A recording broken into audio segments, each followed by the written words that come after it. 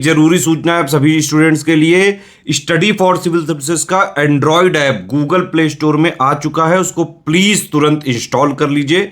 और अगर आप स्टडी फॉर सिविल सर्विसेज के सिर्फ ऐप से कोई भी कोर्स, कोई भी पीडीएफ परचेस करते हैं तो उसमें अप्लाई कूपन, अगर आप ज्ञान सर जो है आप उसमें अप्लाई करते हैं, ये कूपन कोड है, तो उसमें 20% फीस तुरंत माफ हो जाएगी। मतलब 20% डिस्काउंट तुरंत उसमें लग जाएगा। ज्ञान सर लिखना है, नॉर्मली ज्ञान सर, स्मॉल लेटर में है सब कुछ, कोई स्पेस नहीं, कोई कॉलम नहीं, सिर्फ ज्ञान सर, GYANSIR। इस तरह से अगर कूपन कोड लगाते हैं आप ऐप में बाई करने से पहले, जो अप्लाई कूपन वाले में आता है, तो 20% का डिस्काउंट तुरंत मिलेगा। वीडियो देखिए। एक बार फिर से आपका स्वागत है यूपीपीएससी बेस्ड ऑनलाइन कोचिंग के इस यूट्यूब चैनल पर। दोस्तों, आज की इस क्लास में हम लोग विजयनगर साम्राज्य के एक और क्लास को आगे बढ़ाएंगे, जिसमें तुलु वंश के बारे में चर्चा करेंगे। देखिए फ्रेंड्स, इससे पहले की क्लास में हम लोगों ने इतना देख रखा है कि विजयनगर साम्राज्य की स्थापना हरियर और बुक्का नाम के शासकों ने किया था, और विजयनगर साम्राज्य पर कुल 4 राजवंश शासन करते हैं, जो कुछ इस प्रकार है। सबसे पहले इसमें संगम वंश का शासन होता है। संगम वंश के बाद दूसरे नंबर पर आता है सालू राजवंश। सालू राजवंश के बाद जो तीसरा राजवंश होता है, ये होता है तुलु राजवंश, और तुलु राजवंश के बाद अरावेडु। ये 4 राजवंश शासन करते हैं विजयनगर साम्राज्य पर। देखिए, पीछे की क्लास में हम लोगों ने इतना देखा था कि संगम वंश की स्थापना 1336 ईस्वी में हरियर प्रथम नाम के शासक करते हैं, और संगम वंश का जो अंतिम शासक होता है, ये 1485 में इसकी मृत्यु होती है, हत्या के द्वारा इसे मार दिया जाता है। ये होता है वेरोफाक्स द्वितीय। इसके बाद सालू वंश के बारे में हमने देखा था। 1485 में सालू वंश की स्थापना करते हैं सालू नरसिंह। देखिए, नरसिंह जो नाम है ना, इसे याद रखिएगा। सालू नरसिंह, इमादी नरसिंह, वीर नरसिंह, ये काफ़ी आपको कंफ्यूज करेगा। जब भी पेपर में क्वेश्चन आता है ना, तो वहाँ पे कंफ्यूजन बढ़ जाती है। सालू वंश की स्थापना करते हैं सालू नरसिंह 1485 में। इसके बाद ये छोटा सा राजवंश होता है 1505 में। इसके अंतिम शासक होते हैं इमादी नरसिंह। देखिए, यहीं पर 2 नरसिंह हो गए, एक सालू नरसिंह और एक इमादी नरसिंह। तो सालू नरसिंह 1485 में है ना, ये संस्थापक होते हैं। इमादी नरसिंह ये अंतिम शासक होते हैं सालू वंश के। इमादी नरसिंह की हत्या कर देते हैं वीर नरसिंह। देखिए, वीर नरसिंह ये हत्या कर देते हैं किसकी? इमादी नरसिंह की। जो वीर नरसिंह है ना, ये नरसा नायक के पुत्र होते हैं। नरसा नायक से भी जुड़ा क्वेश्चन पेपर में कई बार देखने के लिए मिला हुआ है। तो आज हम लोग शुरू करेंगे तुलु वंश के बारे में, जो कि 1505 से 1565 तक शासन करता है। तो चलिए शुरू करते हैं आज के इस इंटरेस्टिंग सेशन को। इससे पहले आप वीडियो को लाइक ज़रूर कर दीजिएगा, और चैनल पर पहली बार विजिट किए तो सब्सक्राइब करना ना भूलेगा दोस्तों। और अगर आप टीम के पेड कोर्सेज से जुड़ना चाहते हैं पीसीएस के कंप्लीट प्रिपरेशन के लिए, तो इन दिए गए नंबर पे कॉल या व्हाट्सएप कर आप टीम के पेड कोर्स से जुड़ने की प्रक्रिया समझ सकते हैं। ये ज्ञान सर का व्हाट्सएप नंबर है, आप यहाँ से सिर्फ व्हाट्सएप के माध्यम से जानकारी प्राप्त कर सकते हैं। और अगर अभी तक आपने प्ले स्टोर से स्टडी फॉर सिविल सर्विसेज का एप्लीकेशन इंस्टॉल नहीं किया, तो आप जरूर इंस्टॉल कीजिएगा, क्योंकि एप्लीकेशन के माध्यम से अगर आप किसी भी कोर्स को परचेस करते समय कूपन कोड वाले सेक्शन में कोड अप्लाई करते हैं ज्ञान सर, जिसमें कि सभी लेटर से स्मॉल होगा और कोई स्पेस नहीं होगा, तो आपको अप टू 50% तक डिस्काउंट देखने के लिए मिल सकता है। याद रखिएगा, ये डिस्काउंट सिर्फ आपको एप्लीकेशन के माध्यम से मिलेगा। चलिए अब आगे बढ़ते हैं, यहाँ पर तुलु वंश की चर्चा करते हैं। तो तुलु वंश का जो स्थापना होता है, जो इसके संस्थापक है, ये वीर नरसिंह है। 1505 से 1509 तक इनका शासन चलता है। तुलु वंश विजयनगर का तीसरा राजवंश था, ये तो हम लोगों ने पीछे ही देख रखा है। वीर नरसिंह तुलु वंश का संस्थापक था। वीर नरसिंह ने भुजबल की उपाधि धारण की थी। देखिए, वीर नरसिंह किसका पुत्र है? नरसा नायक का, ये भी नाम याद रखिएगा। उपाधि धारण की थी। पुर्तगालियों ने उसे बुश बलराव नाम दिया था। देखिए, भुजबल की उपाधि किसकी है? वीर नरसिंह, और पुर्तगालियों ने इसे बुश बलराव नाम दिया था। वीर नरसिंह ने विवाह कर को हटाकर एक उदार नीति आरंभ की। मतलब जो विवाह पर टैक्स लगा करता था, कर लगा करता था, इसे ये वीर नरसिंह समाप्त कर देता है। 1509 ईस्वी में इसकी मृत्यु हो गई। इसके बाद इसका छोटा भाई कृष्ण देव राय शासक बनता है। इसके मृत्यु के पश्चात शासक कौन बना? कृष्ण देव राय। तो कृष्ण देव राय 1509 से लेकर 1529 तक शासन करता है। यहाँ पर दिया कृष्ण देव राय 1509 ईस्वी में गद्दी पर बैठा। कृष्ण देव राय संपूर्ण विजयनगर साम्राज्य के शासकों में सर्वाधिक योग्य शासक था। मतलब सबसे ज्यादा योग्य शासक पूरे विजयनगर में कृष्ण देव राय होता है। आंध्र भोज, अभिनव, आंध्र पितामह, यवन राज, स्थापनाचार्य, विष्णुचित, तेलुगु भोज आदि इसकी उपाधि हैं। तो कृष्ण देव राय की कई उपाधि हैं, जैसे आंध्र भोज, इसके बाद अभिनव, अभिनव के बाद आंध्र पितामह, यवन राज, स्थापनाचार्य, विष्णु चित्र, तेलुगु बोस आदि इसकी प्रमुख उपाधियां होती हैं। कृष्ण देव राय का समकालीन उड़ीसा का गढ़ शासक जो है गजपति नरेश प्रताप रुद्र था। ये समकालीन वाले क्वेश्चन भी कई बार बनते हैं कि इनके समकालीन कौन है, तो यहाँ पे प्रताप रुद्र होते हैं। कृष्ण देव राय ने उसे अनेक बार पराजित कर कुंडवीडु, दुर्ग, बेजवाड़, कुंडवली और राजमुंद्री पर अधिकार कर लिया था। ये चीज़ भी आप याद रखिएगा। कृष्ण देव राय ने 1512 ईस्वी में रायचूर दोआब पर अधिकार कर लिया। देखिए रायचूर दोआब आपने पीछे देखा कई बार विजयनगर साम्राज्य के अलग अलग शासकों द्वारा बहमनी साम्राज्य के शासकों से जब युद्ध होता है तो रायचूर दोआब ही अक्सर हार जाते हैं, लेकिन कृष्ण देव राय ने क्या किया, इस पर अधिकार कर लिया।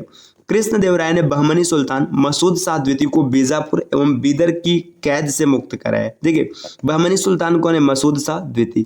ये कैद होता है बीजापुर एवं बीदर में, है ना, यहाँ से भी क्या करते हैं, इसे मुक्त कराते हैं। इसी के उपलक्ष्य में उसने यवन राज स्थापनाचार्य की उपाधि धारण की थी और यहीं से उसने यवन राज और स्थापनाचार्य की उपाधि धारण कर लिया था। आगे दिया पुर्तगाली गवर्नर अल्बुकर्क ने फादर लुई को दूत बनाकर कृष्ण देव राय के दरबार में भेजा ताकि वह भटकल में किला बनवाने की अनुमति दे। देखिए अल्बुकर्क है ना भाई, फ्रांसीसियों के जो मतलब ये वायसराय होते, ये अपने फ्रांसिस्को डे अल्मेडा, अल्बुकर्क, इन सब के बारे में अब विस्तार से आगे पढ़ेंगे जब इसमें हम लोग देखेंगे आधुनिक भारत का इतिहास, तो वहाँ पर इन सबको देखेंगे, है ना। तो यहाँ पे फादर लुई इनको दूत बना के इनके दरबार में भेजा जाता है ताकि भटकल में किला बनाने की परमिशन मिल सके। कृष्ण देव राय ने 1512 ईस्वी में रायचूर व गुलबर्गा के किले पर अधिकार कर लिया। व्यासराज कृष्ण देव राय के राजगुरु थे। ये इंपॉर्टेंट पॉइंट है, इसके राजगुरु कौन होते हैं, इसके राजगुरु होते हैं व्यासराज। आगे दिया है कृष्ण देव राय ने अपने प्रसिद्ध तेलुगु ग्रंथ, देखिए ये तेलुगु होगा, ये टाइपिंग की थोड़ी सी मिस्टेक है, तेलुगु ग्रंथ आमुक्त माल्यद में अपने राजनीतिक विचारों एवं प्रशासनिक नीतियों का विवेचना किया है, मतलब इसका वर्णन किया है। तो आपको याद रखना है आमुक्त माल्यद किस भाषा का ग्रंथ है, तेलुगु भाषा का। लिखा किसने, ये ग्रंथ लिखा है कृष्ण देव राय ने। आगे यहाँ पर दिया है कि संस्कृत में कृष्ण देव राय ने जामवती कल्याणम नाटक, उषा एवं अनिरुद्ध की प्रेम कथा पर उषा परिडय, है ना, मदालसा चरित्र आदि का लेखन किया है। मतलब कृष्ण देव राय एक अच्छे लेखक भी होते। इन्होंने जामवती कल्याणम ये नाटक लिखा है ना, उषा एवं अनिरुद्ध की प्रेम कथा पर उषा परिडय लिखा है ना, इसके बाद मदालसा चरित्र इत्यादि का लेखन किया है। कृष्ण देव राय का काल तेलुगु साहित्य का क्लासिकल युग माना जाता है, मतलब तेलुगु साहित्य का जो क्लासिकल युग है ये कृष्ण देव राय का समय है।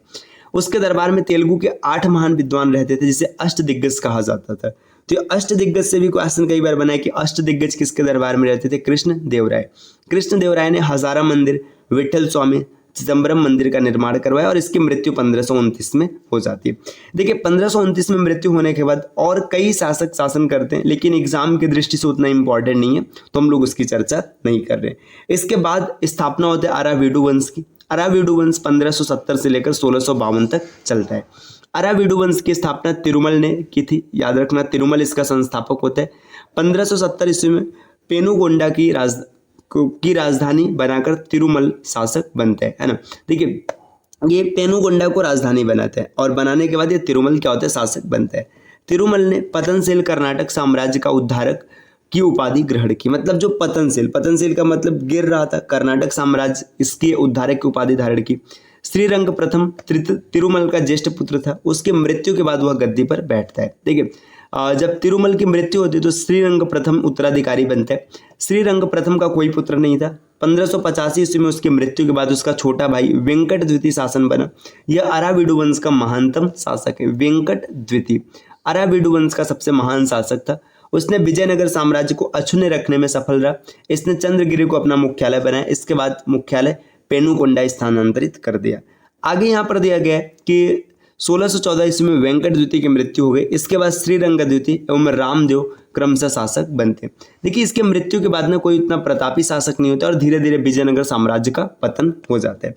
अब यहाँ पर बताया गया कि विजयनगर साम्राज्य में आए विदेशी यात्री, यहाँ से कई बार क्वेश्चन बनता है कि विदेशी यात्री किसके दरबार में आया था, किस देश से संबंधित था और उसने किस ग्रंथ की रचना की है। निकोलो कॉन्टी, आप अगर प्रीवियस ईयर क्वेश्चन को देखते तो इसका नाम आपने जरूर सुना होगा। ये इतावली यात्री था, मतलब इटली से आया हुआ था, जो 1420 ईस्वी में देवराय प्रथम के शासनकाल में भारत आया था, है ना।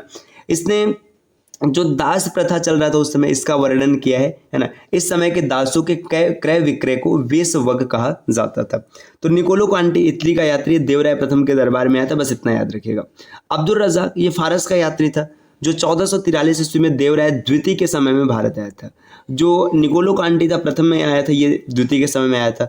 अब्दुल रज़ाक को खुरासान के सुल्तान शाहरुख ने अपना दूत बनाकर भेजा था। बारबोसा ये पुर्तगाली यात्री था जो कृष्ण देव राय के शासनकाल में भारत आया था। इसने मतलब इस सती प्रथा का उल्लेख किया है। डेमिगो पायस ये पुर्तगाली यात्री था जो 1520 से 22 में कृष्ण देव राय के शासनकाल में भारत आया था। इसी प्रकार यहाँ पर दिया नूनीज है ना। नूनीज भी पुर्तगाली यात्री था जो देवराय के शासनकाल में भारत आया था। इसने सती प्रथा का उल्लेख किया। फ्रेडरिक ये पुर्तगाली यात्री था जो तालीकोटा के युद्ध के बाद विजयनगर में आया था। फिर यहाँ पे दिया है निकितन, ये रूस का था और घोड़े का व्यापारी था, है ना। ये बहमनी शासक मोहम्मद तृतीय के दरबार में आया था, है ना। ये भारत में आने वाला पहला रूसी यात्री था। तो ये भी आपको याद रखना है कि पहला रूसी यात्री था और ये भारत में गरीबी का वर्णन करता है, मतलब पहला ऐसा यात्री था जिसने गरीबी का वर्णन किया है। और आगे बढ़ेंगे दोस्तों। अब यहाँ पर दिया है शाहमीर वंश, है ना। अब शाहमीर वंश की चर्चा हम लोग अगली क्लास में करेंगे। इसके बाद सिकंदर शाह, मतलब छोटे छोटे कुछ यहाँ पे टर्म्स दिए गए जिनके बारे में पढ़ेंगे और इनको समाप्त करते हुए हम लोग सूफियों पर आएंगे, है ना। और ये कुछ छोटे छोटे टर्म्स है जिनको पूरा डन करते हुए अंत में हम लोग पहुँचेंगे मुगल काल में, है ना। ये काफ़ी इंपॉर्टेंट होगा, है ना। तो चलिए मिलते हैं आपसे नेक्स्ट वीडियो में कुछ नए इन्फॉर्मेशन के साथ। तब तक के लिए नमस्कार।